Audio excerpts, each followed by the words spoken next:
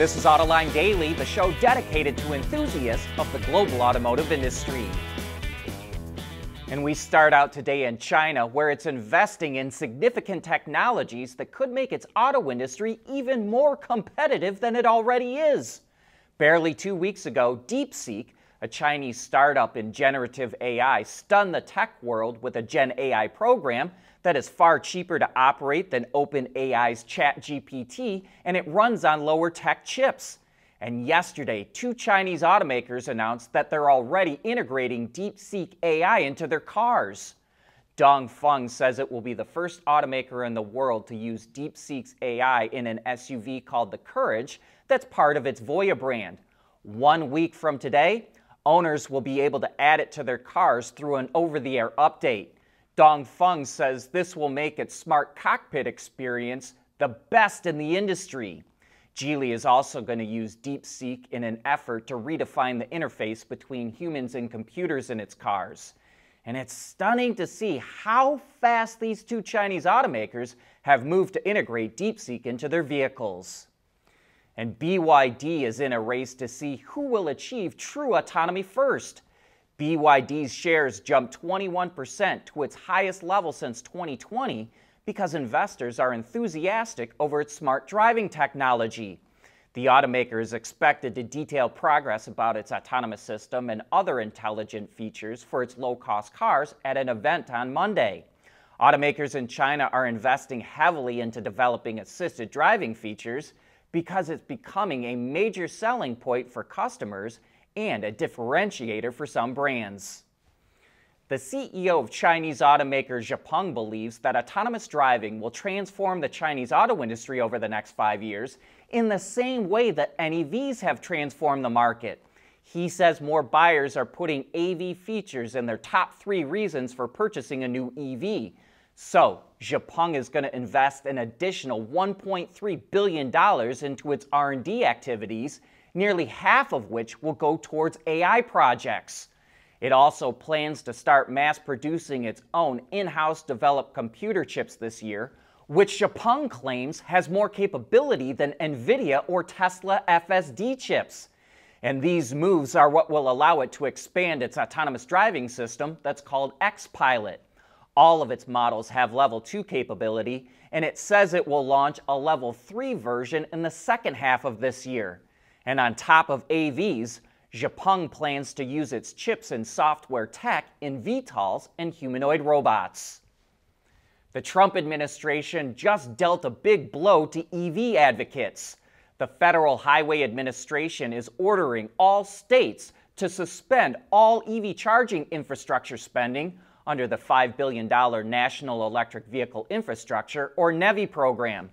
The Biden administration already approved state funding through the first 4 years of the 5-year plan. But not all of that money has been spent, and the Federal Highway Administration is now telling states they can't use funds for new projects. However, funds that were already committed won't be affected. The NEVI program was approved by Congress, and it likely can't be wiped away by a single memo from the Federal Highway Administration.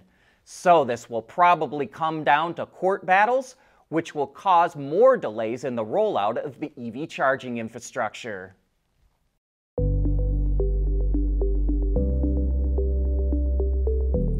Developing today's vehicles. Issues can happen in an instant. When's the best time to solve a problem? The minute you know you have one. Meet wireless NEVI Cloud, your secure, off-the-shelf solution empowering real-time collaboration for quick resolution. With wireless NEVI Cloud, your team can prevent issues before they can escalate. Driver communication data and remote diagnostics to analyze and resolve your problems using OTA, allowing your executives oversight throughout the process. Wireless NEVI Cloud, your vehicle update solution in production and on the road. Intrepid Control Systems, driven by your data.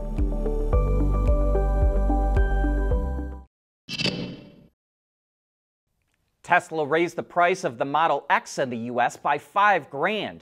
The all-wheel drive version now costs about $85,000, and the Plaid is now about $95,000.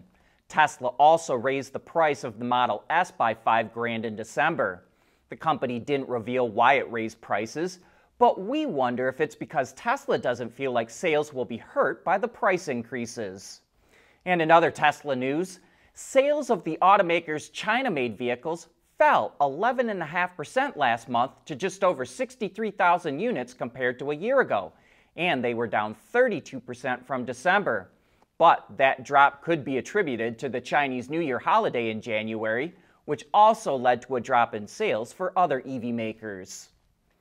Mazda reported its results for the first 9 months of its current fiscal year, and sales were down in pretty much every major market in the world, but thanks to a strong surge in North America, it was actually up overall.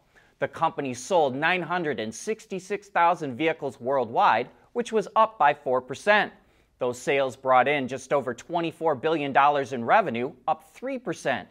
But due to increased material and logistics costs, as well as higher incentive spending, Mazda's operating income was down by 26%, and its net income dropped by 45%. The company plans to reel in those incentives for the rest of the fiscal year, which have averaged over $3,000, and that will also contribute to an overall goal of cutting more than $635 million in expenses. For the full year, Mazda expects to sell about 1.33 million vehicles worldwide, which would be an increase of about 7%. Porsche has been on a tear for nearly 30 years, but it's stumbled badly when it comes to electric vehicles. Part of the problem is that it overinvested in electric models that haven't sold very well. The company's profit margin of 10% is half of what it was just a few years ago, and its market cap has been cut in half to 50 billion euros. To try and turn things around, it wants to get rid of its CFO and head of sales.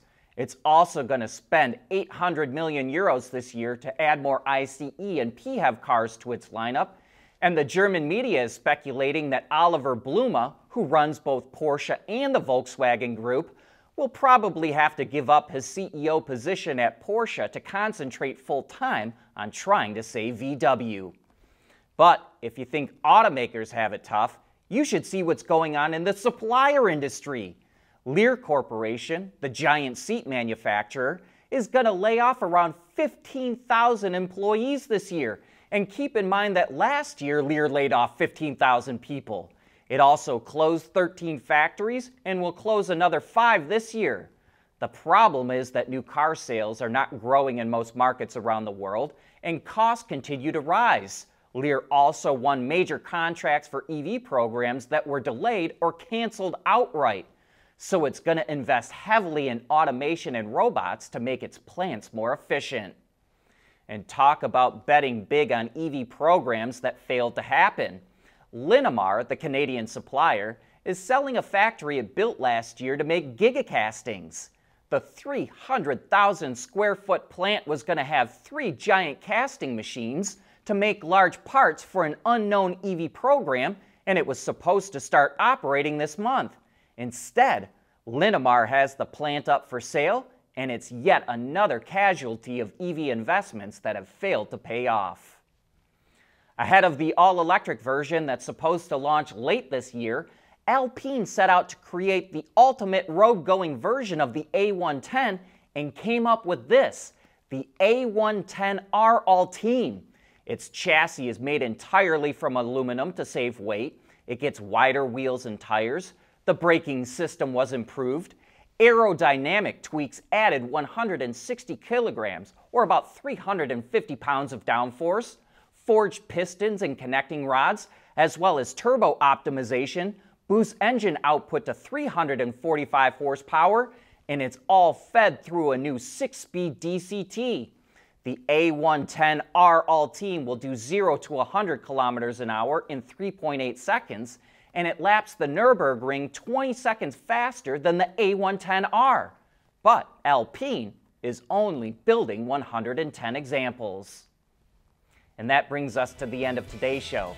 Thanks for making Autoline a part of your day, and I hope that you have a great weekend.